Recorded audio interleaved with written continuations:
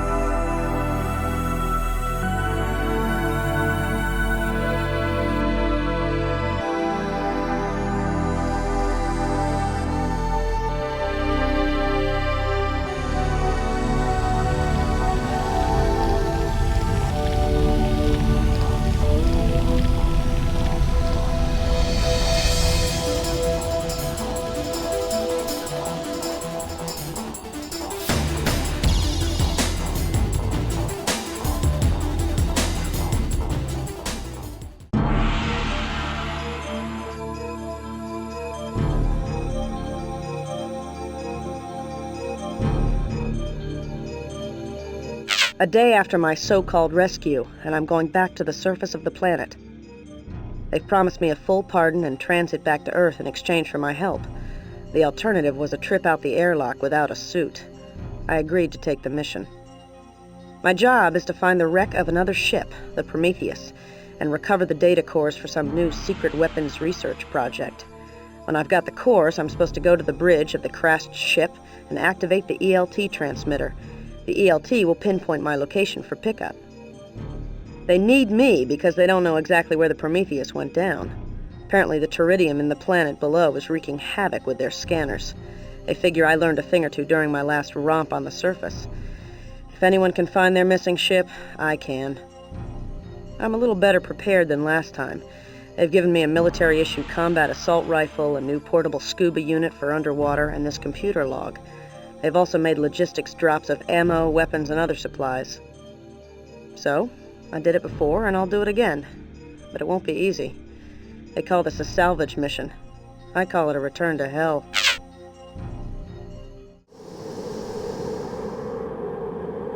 That was quite the lengthy intro. Anyway, welcome to another BK Play series, and this is Unreal Return to Pali, the expansion pack released exactly, I don't know if exactly, but about a year after the original game was released, made by a totally different studio, not Epic Games actually. Well, a little bit of the content here was made by Epic anyway, I mean a lot of it, but what I mean is that primarily this was handled by Legend Entertainment actually, who went on to make the sequel Unreal 2, which received reviews. Much like every other game, it received reviews. But anyway, so why am I doing this game? Because I like it, and also because it's a very fun cut-down experience of Unreal. See, the original Unreal is an insane game, right? You probably know Unreal more from the engine than for the actual game, or the tournament games, maybe. I mean, if it was like still 2000. I don't know, 8 or something, then yeah, sure. Remember the canceled one? That one looks so good too. But anyway, why do I like this so much? It's because oh fuck, I completely forgot. There's this really great bug in this game, which is why I don't play many native PC games anymore. I just emulate console games because when I use my scroll wheel to switch weapons, it forces my view down, which is really fucking annoying, which means I've configured 2 separate buttons for switching weapons, which most people do anyway, you know, setting the number keys, but I'm not a fan of doing that because it just feels awkward, so I just kind of went, okay, Previous weapon, next weapon. Simple as that. But anyway, so the original Unreal is just a little bit too massive for me to want to let's play it. I mean, that game is huge. It is ridiculously long. And, I mean, for the time, actually, it's not really that long if you think about it. There's all these log entries, by the way. Let's go ahead and activate some of them now. I don't know how to change my... I have literally no clue how to fucking change my, my item. But... it doesn't matter because I can just do this. F2. There you go. Let's see. Watch those brutes beat Marshall to a pulp last night. He never saw it coming. Probably better that way. Better that way. God damn it. Probably better that way. I emptied an entire clip into one of them. Blah, blah, blah. We all know it. Basically, kill him. Kill the guy. Boom. Dead. This weapon right here is absolutely overpowered. I'm playing on the medium difficulty, which isn't like me. Typically, when it comes to first-person shooters, I'll play on, well, the easiest possible difficulty because I'm pussy. But... honestly, this is a PC game, and as a PC game, it has quick saves that are completely legitimate, you know what I mean? Like, there's no cheating involved, it's just, on the Prometheus, the crew behaved like a team. Here, they have turned on each other, which I didn't have to rely on them. I think crewman Dalton deliberately led the brutes to crewman Marshall. Ah, shit, he must not be a fan of the guitar tone he gets. See, it's funny because Marshall is a brand of amp, that's the joke, or a cabinet, I have no idea. Also, my mouse sensitivity is way up, although I actually kind of like it that way. Anyway, I really do need to find out what button activates, like, changes my fucking... let's just find out right now. I kind of sort of deleted a previous recording because of something like this, but that's okay, because here we can just find out real quick. Let's see, inventory, there you go. Next item, okay, the brackets? Are you fucking kidding me? Okay, I guess that means, yeah, these buttons, great. PC gaming. Oh, you motherfucker. You know what? I'm just going to save and just yeet myself down here. And yeah, as you can see, it's doing the job just fine. You know, the sense of speed isn't as great as you'd think it'd be for a game playing at 120 FOV. Because yes, my FOV is, as you can see, at 120. Oh, fuck. Something is attacking me, and I'm trying to switch weapons with the mouse wheel, despite the fact that the mouse wheel does not switch weapons anymore. Because, again, and this only happens in windowed mode. That's the crazy thing. How? How does it... how does one... I mean, I get that this game is 30 years old now. Like, almost. So I get it, but I've patched it with old Unreal and everything, you know? It's a relatively up-to-date thing with Epic's blessing. What that means is... maybe Cliff just liked to post about it on Twitter or something, or like, oh, Epic Games acknowledged it, even though Cliff doesn't even work there anymore. And that's probably exactly what happened, but no, I doubt it. They genuinely got permission. Did they get permission? Look, you think I give a shit if they got permission or not? All I know is that old Unreal makes it so that you can play this game in windowed mode without it running at 200 million FPS. Because for the most part, believe it or not, the original executable still works, like for Unreal Gold. It's still relatively usable on modern Windows. Really. It occasionally has some sound issues. Just patch it. It's simple. You can either just use the installer or you just copy paste all the files over. It's fine. Shoot the things because I want to shoot them. So yeah, this is basically just a cut down, more bite-sized version of the original Unreal, which I find to be way more enjoyable. I'm going to do that a lot. You're going to see my view snap because I can't unlearn that instinct. Look at the fucking distance on these. See, there's no bullet drop-off like you would see in a lot of other games. Not from the time, but in newer games, right? Because we calculate bullet trajectories and all those things nowadays to make it more realistic. Back then, it was just like, you're pointing at the thing. Okay, well, that thing is dead now, and that's awesome. That's exactly how I like my games. Simple, usable, playable, and this game is really, really pretty, by the way. And it's interesting because, like, you wouldn't really call it pretty in the conventional sense. You know, I mean, look at these models, right? But at the same time, it is. It's because of the art direction. It's because of the colors that they chose, the texture work. The texture work is fantastic in these games. And, oh, some more stuff. Let's see, am I going to pretend to read this? Still no reply from Dalton's team. It's been 4 days now and no sign of the others. I don't think we're going to survive. I heard someone actually made it off the planet. That would be me. Hello, Nolly. I'm not going to shoot you because I'd rather save my ammo. And also because the Nollies are really cool. You know, this right here is the thumbnail for this series. Yeah, I was thinking of having it be the Nolly's face, but that's kind of a pain in the ass to recreate properly with vector graphics, and it looked kind of ugly, so I just went, fuck it. Let's have it be that little symbol, that little tattoo on their leg. Look at that waterfall. That's really nice. You know, it's interesting how so many games that are touted for their graphical fidelity can tend to age kind of like milk, whereas this, I mean, it doesn't look real, but it still looks unreal. if that makes sense. You know, I've been playing Doom 3 recently, and man, that game is so fucking boring. Like, oh, lighting, cool, but man, it's just so slow, and like, even when you sprint and stuff, it's a little faster, but let's see. Had an encounter with a small reptilian creature. Ooh, that's foreshadowing. It ran away, but came back with 3 more. Oh, fuck. Of course, we know what that means, because we're gonna have these raptor dudes, which are actually not really that hard to take care of. They're just really, really freaking annoying. So we're just gonna soak in that vibe. I've actually turned the music quite low in the mix, because well, I find that in the cutscenes, it's really overpowering. And you know what I mean? You can barely hear, like, I had to record that opening cutscene you saw, which you might have skipped. I put a timestamp, so it's fine. I had to record it 3 times because the mix was just never right. And I don't even know if the mix is right now, but that's as good as it's gonna get. So we're not, because I'm not recording it any more times. Look at those shadows. Oh, okay. When you jump, you take damage in the elevator. I did not know that. But yeah, those shadows are obviously not from the original game. They were added in the old Unreal patches, I believe, and they make the game look really nice. You don't really notice it too much because it's not properly directional, but it doesn't really matter. You don't really expect the Unreal Engine to have those kind of things. I wonder if reshade works with this. I mean, this game does support OpenGL and Direct 3D, Direct 3D 9, maybe even an experimental version of 11, I'm not sure. So maybe you could put reshade on this, and then I'm surprised there's no, like, there are plenty of graphical modifications for this game, but really not as many as you think there would be. I don't know. You're dead. Look at his face. Look at that texture. He looks like a pencil. It's amazing. But genuinely though, it is really engaging just seeing these worlds depicted in such a way that it feels alive. Like, I really do love just running through these environments. I'm not entirely sure what the correct path is for this. I think there was like there's this area filled with sludge, which you just sort of run through like that. You don't have to bother with the, I could have sworn there was an enemy here. That's interesting. Let's see, so this bit shuts that down. I really don't know exactly where I'm supposed to go, but it doesn't matter because this is still a million times more straightforward and linear than the original Unreal campaign. You know, they really tried to make this a little more streamlined, even though, as I said earlier, some of this contains levels that were originally going to be in Unreal. They were just scrapped from the game, and then they put them back in this. There's a really nice detail right here. Hold on, let's take this guy out. I'm not even sure if I'm using the correct strategy against them, but there's a little strategy to sort of walk up to them and go pop, pop, and they're dead now.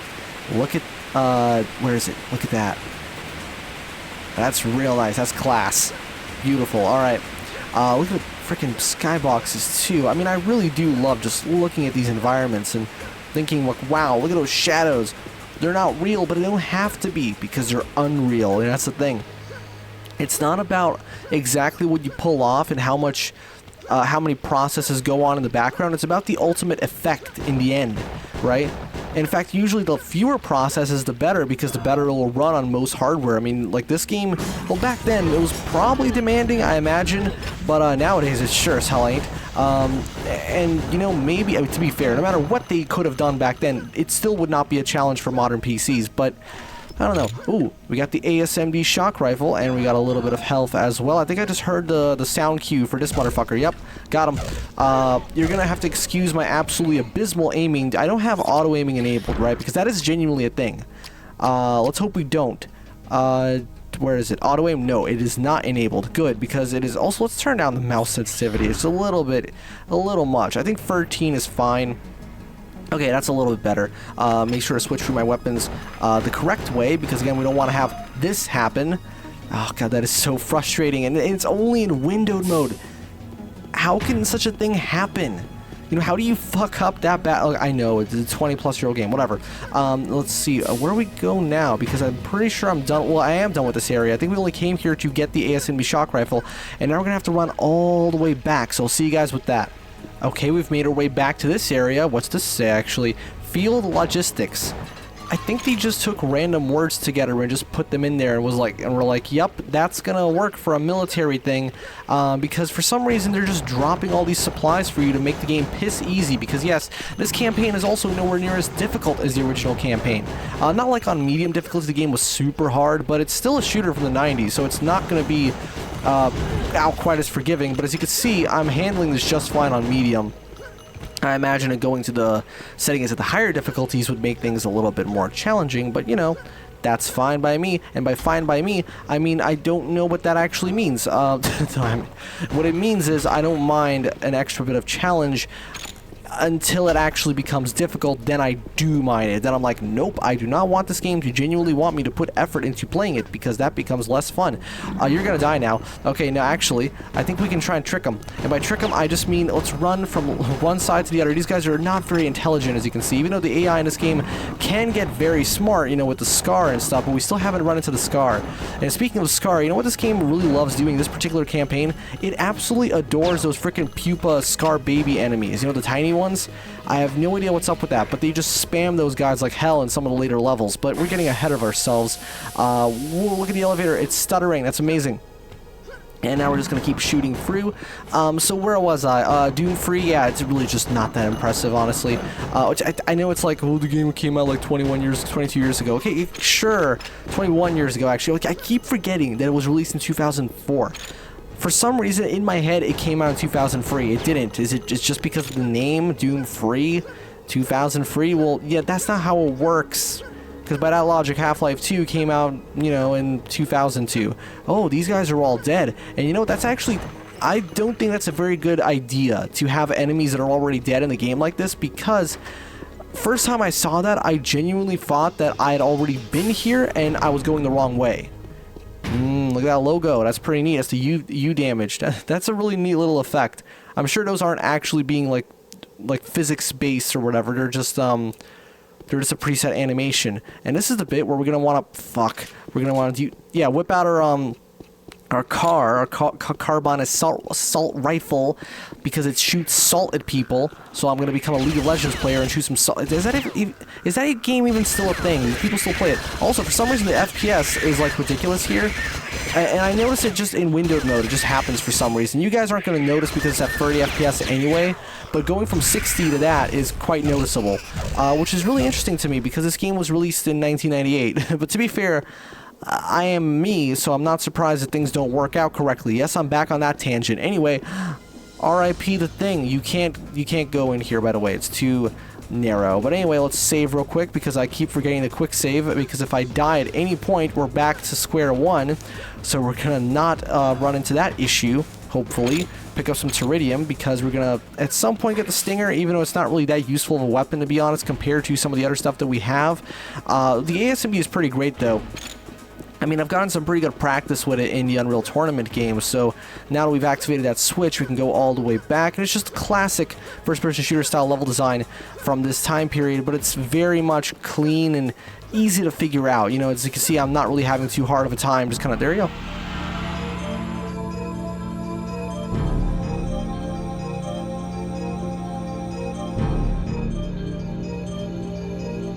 When I looked up and saw the shuttle pulling away, it really hit me.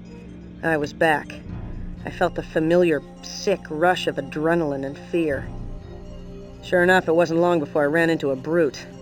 I've been battling my way through the environment ever since. At least the combat assault rifle is a powerful weapon. No sign of the Prometheus in this valley or the surroundings. I need to keep searching. We're going to be hearing plenty more of those logs later on in the game. I'm going to be quiet for them because they are... well, they're fun to listen to. I don't know. I feel like some people think they kind of ruined the approach of the game and the way that, you know, it isn't quite as personalized, but I don't know. I don't mind it too much. But anyway, this is gonna do it for part 1 of Return to Na Pali, and I'll see you guys in part 2, where we'll be exploring more of the same environments, apparently. But yeah, see you guys in part 2 with Return to Na Pali.